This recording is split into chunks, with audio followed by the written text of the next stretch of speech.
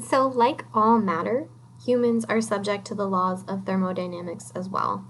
And so, we do know what the actual root cause of biological aging is, and it's probably not what you're thinking. It's actually just an increase in what's known as entropy. And so, if you remember back to chemistry, possibly physics, remember that entropy is this sort of measure of randomness or disorder that exists within a system. And the second law of thermodynamics says that all systems tend towards increased entropy or disorder over time, right? Systems tend towards disorder. And I think the most kind of illustrative example of this is how your beautifully clean room, dorm room, or your bedroom at home kind of tends to end up in a state that looks more like this.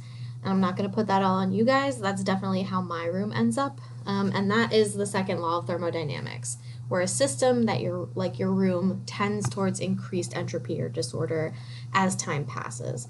And the same is true for human bodies, right? And so our bodies will tend as a system towards disorder just with the passage of time. And that increasing entropy causes aging.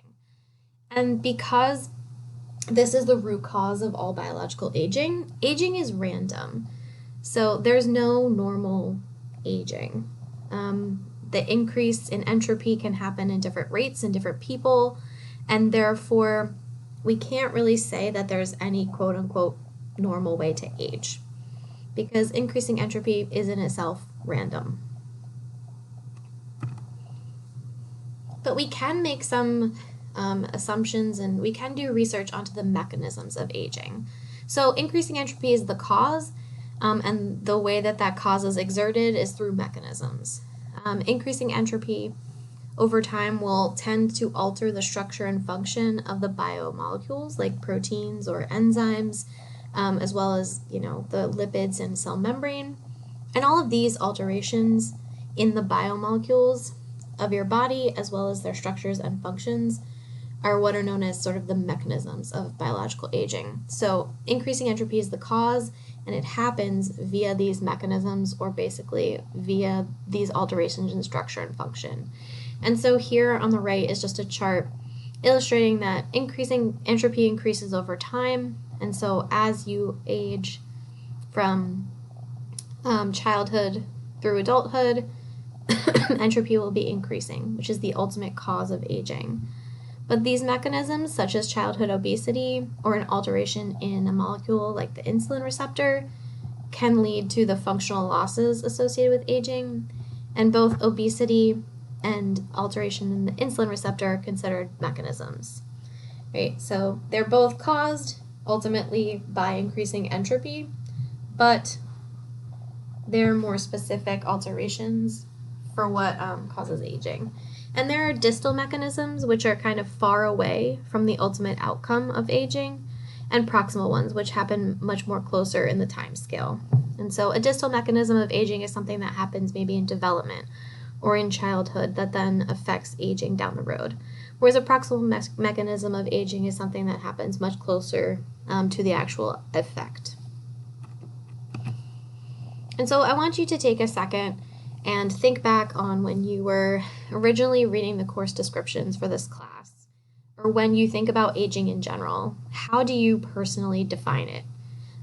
What do you think of? What do you associate with it? And I want you to pause the video for a second and just take a minute and think about that and come up with your own kind of definition of what aging is. And so your definition of aging might be slightly different from those that are used by people who study aging, or how aging has been defined in the past. And so those in the field originally started to basically define aging as just an increased risk of death or an increased susceptibility to die with the passage of time. And there are some weaknesses to this definition, right? So there are a lot of things that this definition does not necessarily take into account. And I'd like you to kind of go back and think about what some of these might be. Now, some organisms, this is a perfectly fine definition, right? So a salmon does not really have an aging process. It develops to maturity, and then it reproduces and then immediately dies. And so some of the deterioration or that wearing down that you might have put in your own definition of aging, you won't see in a salmon. And so this definition works pretty well, right? Aging is basically just the higher chance that this salmon is going to die. But most organisms, including humans, do not age like that, right? So we have a period of development and then an aging process, and then maturity and then an aging process where we sort of like slowly deteriorate over time. And so this is not the best definition for us. And so after that, the people in the field started to add in other parts to this definition. So right now we see the word deteriorative change, and then we see over time, right? And then this definition specifically specifies that aging occurs after post-maturational life, and it causes an increased vulnerability to challenges in the environment. And then once again, it decreases the ability to survive or increases death. And so this part remains in the definition, right? That increased chance of death, and that's a strength. And now we have deterioration, we have over time, both of which are definitely strengths because those aging is definitely part of those things. But one weakness of this definition is that it specifies a time point, which is during post-maturational life. And that assumes that you're not aging when you're young, which is actually now been found to be not true. And one other part of both of these definitions is that they sort of address the organism as a whole. And it's not just organisms that age, but all of the molecules that make them up, and as well as all of the cells, right? And so you have to think about those different levels of organization when you're trying to come up with a good definition of aging. And so defining aging in this course and sort of the best definition for what we are going to do here is the one that actually comes from your book. And so the book defines aging as the random change in the structure and function of molecules, cells, and organisms that is caused by the passage of time and by one's interaction with the environment and increases the probability of death. So it takes into account a lot of different things, right? One, it still takes into account that increased chance of death. It takes into account the passage of time, so it's a gradual change. It takes into account the fact that you age at different levels, so you've got molecules, cells, and organisms. But importantly, it also takes into account that randomness, right? So aging, if it's caused by just an increase in entropy or disorder, you have to put somewhere in the definition that this change is random and not necessarily predictable. And finally, it's also important to acknowledge that a lot of aging is a result of the organism's interaction with the environment. And we're going to talk about that a lot, and that is what makes studying aging pretty challenging, right?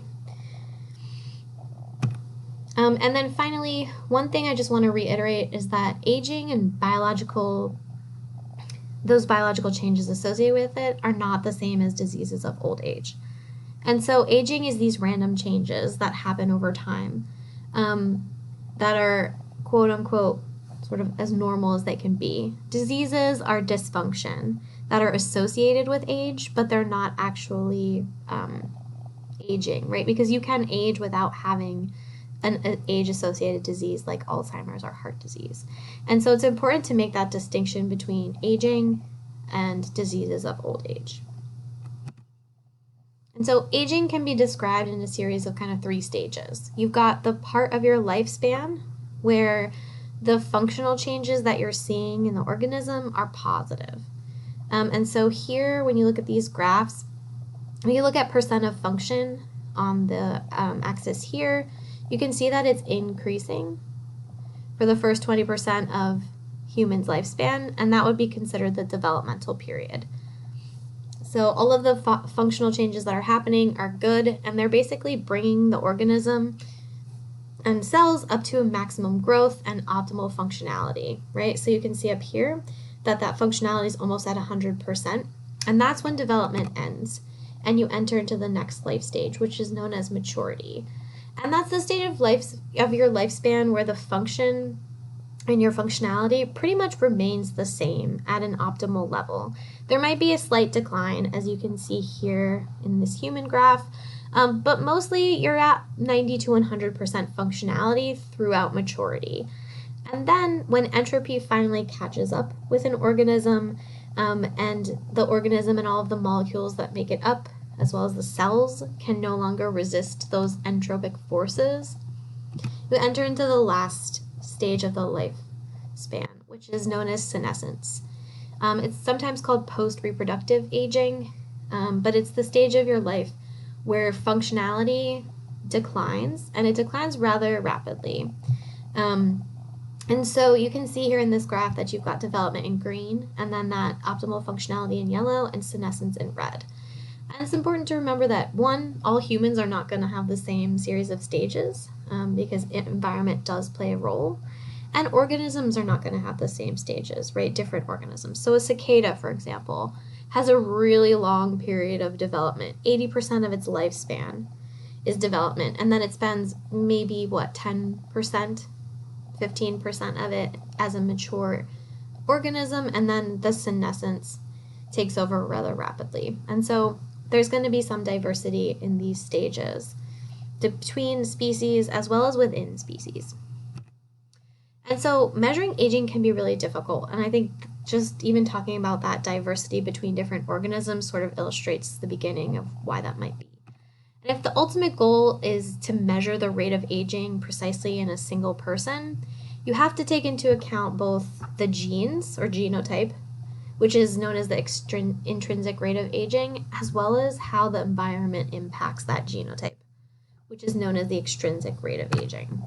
And since no two individuals, whether humans or cicadas, truly experience the same environment, like an identical environmental factors, it's really hard to measure aging because you have some, things from the genotypes or genes that are sort of intrinsically determined that determine rate of aging, but that environmental impact is huge and completely diverse between individuals and between species. So measuring aging in an individual becomes really difficult. And that's also partly because the environment can have different impacts on the rate of aging or that extrinsic rate of aging at different stages of life. And so in the first 8 weeks of development for humans, the genotype is totally in control. And then beginning at about 9 weeks, there's a lot of research that has shown that environmental factors start to affect the phenotype of the fetus, not just right then, but that these environmental effects can actually last well into adulthood and aging, affecting how fast individuals age, as well as causing predisposition to diseases that show up in adulthood. For example, here, birth weight, which is generally determined, at least in part, by environmental factors the fetus experiences during its time in utero, is directly related and correlated to chance of developing type 2 diabetes later on in life. So a low birth weight has a very high correlation with developing that disease, and that's a completely adult disorder. But the impacts on the fetus during its development and resulting in this low birth weight can actually really increase your chances of getting that disease much later on. And then once an individual is born and sort of has a little bit of its own cognitive and physical ability, genotype takes back over. And so this is generally happening during adolescence for humans up until reproductive age, because your body wants to be able to survive to reproductive age, pass on those genes to the next generation, and so individuals become more resistant to the environment, and all of those environmental factors play less of a role, and genotype sort of takes over. And because during adolescence you age rather predictably because it's based on your genes rather than the environment, the growth charts, like you can see here, that establish height and weight percentiles for kids are highly, highly accurate. But then once you reach reproductive age, humans once again become less resistant to the environment and more likely to have environmental factors affect aging. And there's no predictable way to sort of say which part of us is going to age first or which body system is the most susceptible. So aging becomes highly unique to the individual and the environment they're exposed to. And the last thing is we can control our environment. And so our lifestyle choices, maybe skin and using sunscreen, can affect skin aging. Diet and exercise can affect aging as well. And so humans can control this environment and change aging rate, which makes it difficult to study.